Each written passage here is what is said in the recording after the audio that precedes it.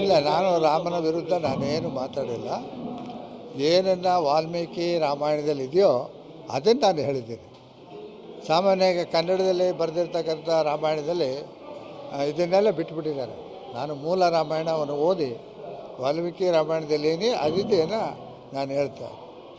ಆಮೇಲೆ ಇದನ್ನು ನಿಮಗೆ ಅನುಮಾನ ಏನಾದರೂ ಇದ್ದರೆ ನನ್ನ ಪುಸ್ತಕ ರಾಮ ಮಂದಿರ ಏಕೆ ಬೇಡ ಅಂತ ಬರೆದಿದ್ದೀನಿ. ಅದು ಈಗ 4ನೇ ಮುದ್ರಣ ಮುಗಿದೋಗಿ 5ನೇ ಮುದ್ರಣ ಬರೋ ಸ್ಥಿತಿಯಲ್ಲಿದೆ. ಅದರಲ್ಲಿ ನಾನೇನು ಹೇಳಿದ್ದೇನೆ ಅದು ಎಲ್ಲಕ್ಕೂ ಆಧಾರ ಇದೆ.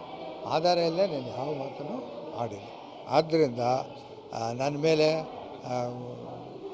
ಕೇಸ್ ಹಾಕೋರು ಅಥವಾ ಇನ್ನೇನಾದ್ರು ಮಾಡಬೇಕು ಅನ್ನೋರಿದ್ದರೆ ದಯವಿಟ್ಟು ನೀವು ವಾಲ್ಮೀಕಿ ರಾಮಾಯಣ ಓದಿ ಆಮೇಲೆ ಮಾತಾಡಿ.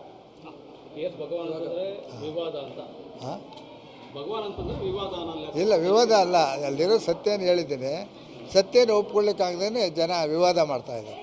ವಿವಾದ ಏನಿಲ್ಲ, ಎಲ್ಲಕ್ಕೂ ಆಧಾರ ಕೊಟ್ಟಿದ್ದೀನಿ. ನನ್ನ ಪುಸ್ತಕಗಳಲ್ಲಿದೆ, ಶಂಕರಾಚಾರ್ಯನ ಪುಸ್ತಕದಲ್ಲಿದೆ, ಆಮೇಲೆ ರಾಮ ಮಂದಿರಕ್ಕೆ ಬಿಡು ಪುಸ್ತಕದಲ್ಲಿದೆ, ಇನ್ನು ನನ್ನ